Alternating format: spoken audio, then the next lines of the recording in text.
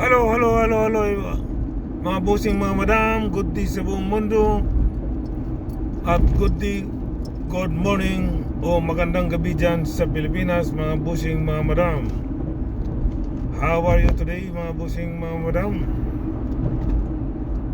Shout out sa buong mundo, shout out sa Luzon, Visayas, Mindanao, Philippines, mga bossing, mga madam. Bago po ang lahat, please dalawin niyo po ang aking YouTube channel, Idi Makasilang po. At mag-subscribe po kayo. At click niyo yung notification. Pag nakita niyo yung all, tuldukan niyo lang po, mga bossing, mga madam, ang aking YouTube channel. Hindi po ako nagsasawang nakikiusap sa iyo. Please dalawin niyo po ang aking YouTube channel, Idi Makasilang po, mga bossing, mga madam. Okay, bago po ang lahat, thank you very much. Maraming salamat sa mga followers ko, mga bossing, mga madam, sa aking FB.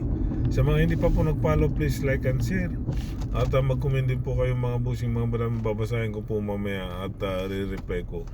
Okay, mga bossing, once again, maraming salamat sa inyo, mga bossing, mga madam, sa pag-follow ninyo sa aking FB.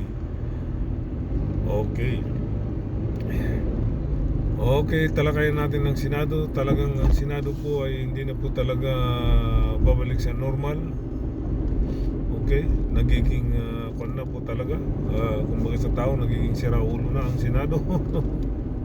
Talagang hindi na po normal, abnormal na po ang Senado. Hanggang nandyan si Cayetano po, hindi po talaga maganda. Biruin nyo, mga bossing, mga madam, yung nakahapon, ang drama na naman nila, yung kay Jingo Estrada na huliin na ayaw pang ibigay ni Cayetano, pero hindi pumayag si Remulla, kaya yun, napilitan siyang ibigay. So wala, talagang itong si Cayetano ay gagawin ng lahat para lang magiging Senate President siya. Kaya ang Senado ngayon nagiging abnormal. Pero mo hindi na maayos ang pamamalakad.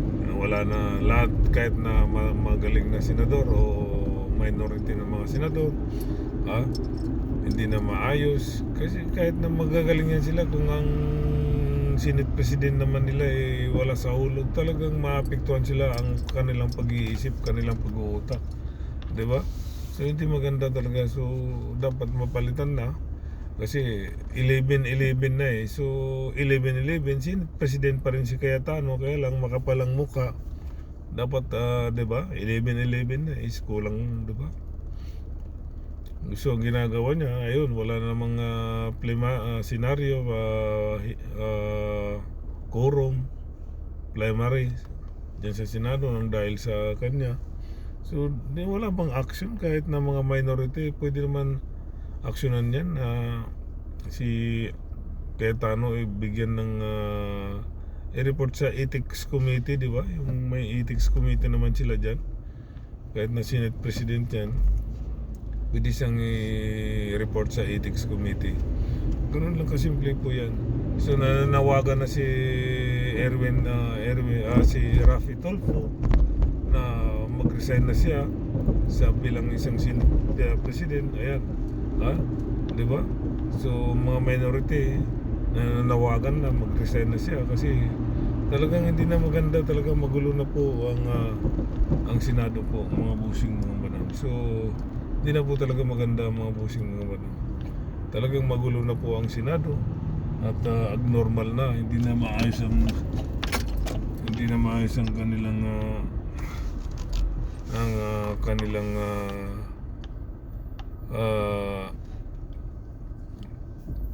sitwasyon ngayon dyan sa Senado, mga bossing, mga madam. So talagang hanggat nandyan si Cayetano, hindi po maganda ang kanilang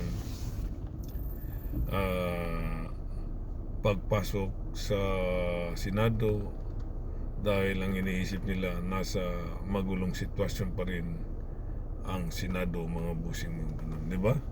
So kapalan na lang talaga ng mukha si Cayetano. Ang kapal-kapal talaga ng mukha. Hindi nananawagan na yung kahit yung kaibigan niya, 'di ba, si Rene Romero diyan sa Pampanga na isang kaibigan niya. So, isinuka na siya, give up na sa kanyang mga ginagawa diyan sa Senado. O yan biruin mo, kaibigan mo na yung matalik yan, si Rene Romero na isang businessman. So, wala na po talagang unti-unti nang kumakalas yung mga kaibigan, di ba? Kahit nga yung sa kanya, yung mga law school niya, yung mga kaklase niya, ganun din, wala na rin, di ba? Pinagre-resign na rin siya. Pero dahil sa kapit tuko, ayaw talaga mag-resign yan. Makapal nga mukha eh. Akala niya siguro yung bilang isang powerful niya sa Senate President, sa kanya forever. Hindi niya alam. Ilang 2 years na lang siya eh. Di ba? Wala to. Di ba mga busi? Talaga makapal pa rin ang mukha. So wala na talaga. Ayun. Kapit ko talaga yan. Di ba? Mismo mga law school niya sa Ateneo pinanawagan na mag-resign na siya. Di ba mga busing mga madam? So wala talaga.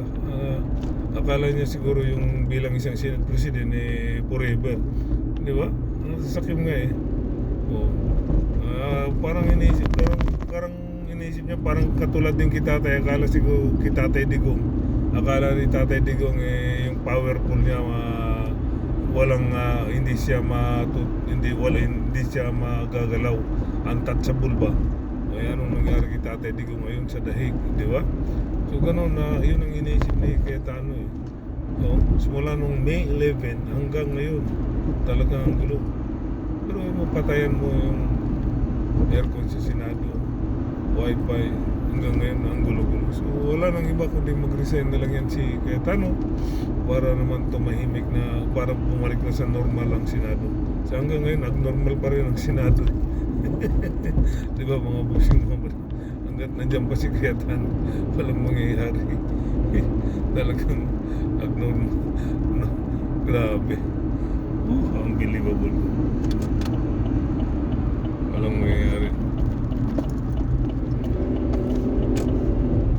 Okay mga busing mga magang, ganun po ang nangyayari dyan sa Senado. Abnormal na. So ganun na lang. Wala tayo. Maghintay na lang tayo na anong mangyayari kay Cayetano mga busing mga madam. Okay, hanggang dito na lang po mga busing mga madam. Maraming salamat po. Once again, please subscribe po kayo sa aking YouTube channel, ED Makasilang. Click ninyo yung notification at makita nyo all. Tuldukan nyo lang po mga busing mga madam. Sa aking Facebook, maraming salamat sa aking mga follower, and we love you all. Sa mga hindi pa po nag-follow, please like and share. At mag-follow din kayo. Please like and share, follow at mag-comment para babasahin ko po mamaya mga busing mga madam. Okay?